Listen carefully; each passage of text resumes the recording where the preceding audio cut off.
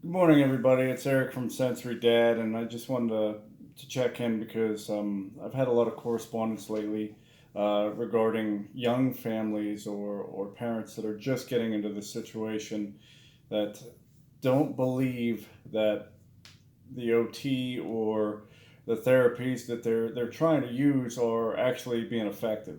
Um, what we realized was, not all of these therapies are going to be 100% what your child needs, but you have to believe in the process.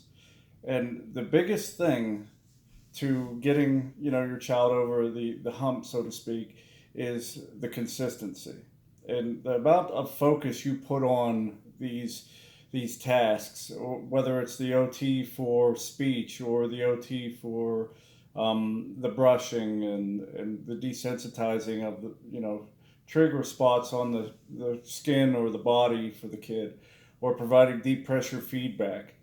I relate a lot of things. Being a former personal trainer, I relate many of the things that we've gone through into training. Like you do for muscle, progressive resistance. To keep, like the ocean crashing waves against the shore, that you have to keep working and keep challenging all the different triggers that your child has. So, as a philosophy, what we've done is everything in our life is geared toward challenging Leo a little bit more every day. The progressive resistance. So if we challenge him, as far as being uncomfortable in a crowd and that, we took him to New York City during Christmas. We really went for a sensory overload. Now, the flip side of that coin is we don't want these challenges to be so, troublesome or debilitating that we reach that breakdown, that emotional breakdown, to where he's just completely sobbing and uncontrolled emotions, to where that could lead to a fatigue, and then it's gonna impact the rest of the day. So like we just dealt with the soccer. I mentioned in my last video, um, the challenge of a huge crowd, which we certainly didn't anticipate this. But I believe that all the things that we've done in the past, as far as going to the national parks and going to high traffic areas with him and gearing our vacations toward this, I think really helped out. You could see that there was 10 times the amount of people that there normally was at the soccer fields, and it was a crowd, and he kind of regressed a little bit, and you see that to where there's so many people, it's so overwhelming that he kind of stuck right to my side when we got there. He wanted that familiarity. He wanted to be close to where he felt comfortable. His siblings kind of wanted to branch out, but at one point you could see where he started to overcome. And he said, "Hey, Dad, do you mind if I go be with my team?" And that was a phenomenal step for him to take. To realize that he's got another comfort zone there. I'm familiar with these people. They're my team. I've practiced with them so far.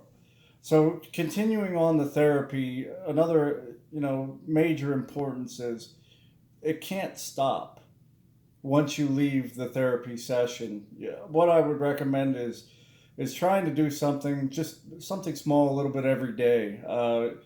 Whether it's the reading and sitting and concentrating, and even if you're concentrating and you have music on in the background, that's just a way to gear that focus, or the TV's on in the background, or siblings on the side there.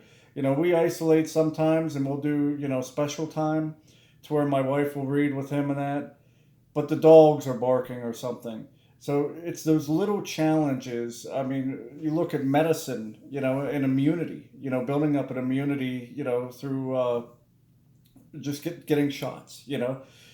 You see that it's that we have to challenge things to move forward. And if you don't continue to challenge, I see a lot of parents lately have been talking about avoidance. And I just, we kind of went the opposite way as that. At first we tried to avoid all these stressful situations, and what the heck do you do when you're out of control? When you don't have control over or your surroundings or your environment. What happens when you have to go to the mall to pick up a last minute Christmas gift? What happens?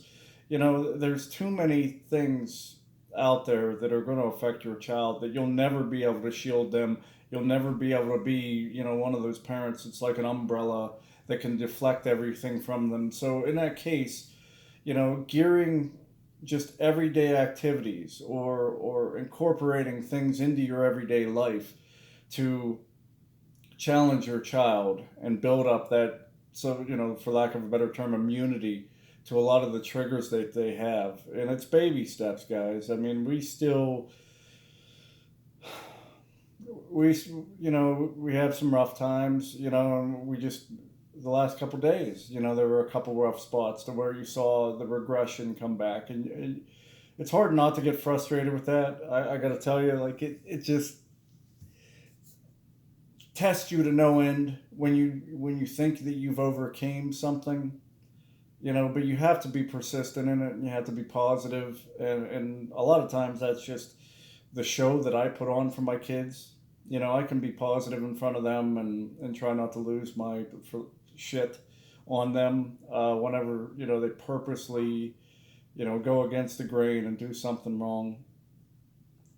It's just, it's we're all human. Let's look at it that way. We're all human, and it does take a little bit of patience, which I really don't have, and it takes a lot of persistence, and sometimes that gets lost in the shuffle when you're working with these therapies and you're working on these ideals of the progressive challenges to overcome. The only way these kids are ever going to get better and functional is to keep testing the water and to keep pushing the boundaries of what they can accomplish. Greatness was never achieved by anybody, that aimed for mediocrity. We have to look at them as superheroes, more than challenged children. I think that we have to build them, in a better capacity than any other kid that's going to be out there. They have to be the focus. They have to be the ones that we know are going to be exceptional in the long run because we put in all this work. And all you parents out there that are struggling with this idea, and that it just isn't working, it does work. It just takes a hell of a long time and a lot of failure until you start to see the results. One thing I wanted to bring up is I have a couple neighbors right up the street here, and over the summertime, 6, 7 days a week, we were out at the field beside their house, and it's an empty lot. And we did our workouts and we did our training and stuff like that with the crossbody that I've featured on here before. And my neighbor pulled me aside, and he's in his 60s, and he had 4 boys, and they're 3 or 4 boys, and some of them were crazy, youngsters.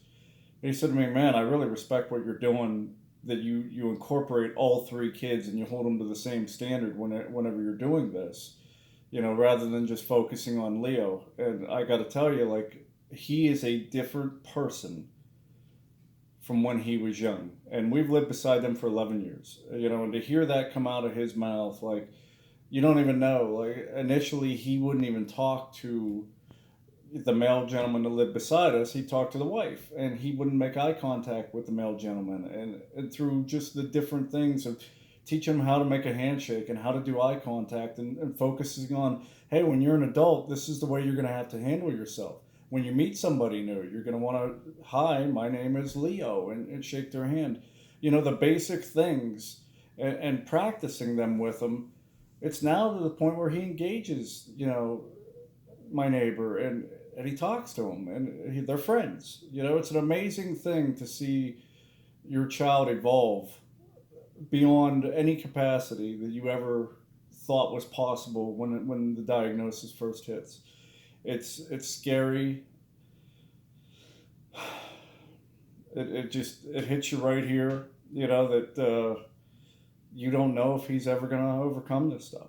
And when they do, it's just special. And to get that feedback from my neighbor John, a couple days ago, was just like, wow, you get it.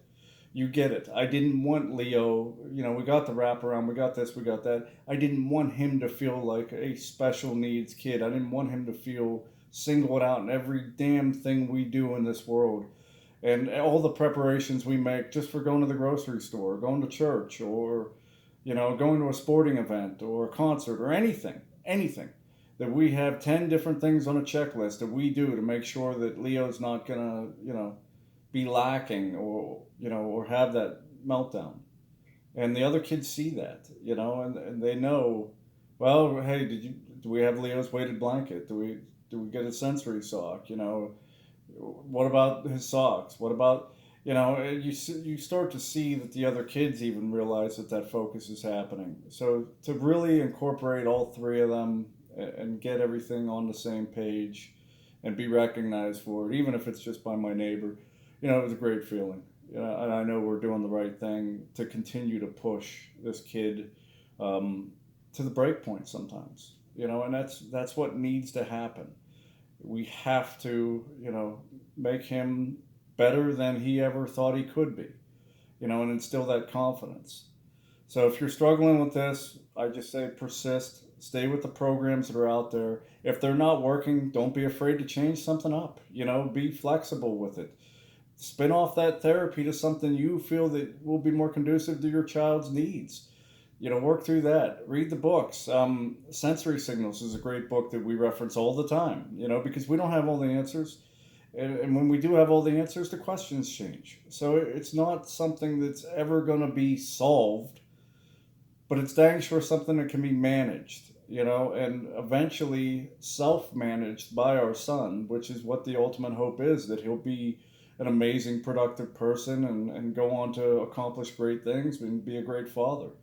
That is the goal, guys, and it's got to take time. And it's going to take failure and small successes, but you can do it. You just have to live it. You have to focus on it, and it's got to be an every day take your lunch pail to work kind of task, and you can do it. And I'm going to be here doing videos telling you can do it, because I'm doing it right now, and I'm going to continue to do it. And when I have failures, I'll let you know I have failures, because we have them all the time. It's just not something that we dwell on. We got to move past it. We got to adapt and overcome. And I know I sound like a motivational speaker, but that's what you need with your child. Anyway, guys, please subscribe, like the channel, and pass it on to your friends that are struggling with making their kid, great and overcoming such challenges. Thanks a lot. I appreciate it.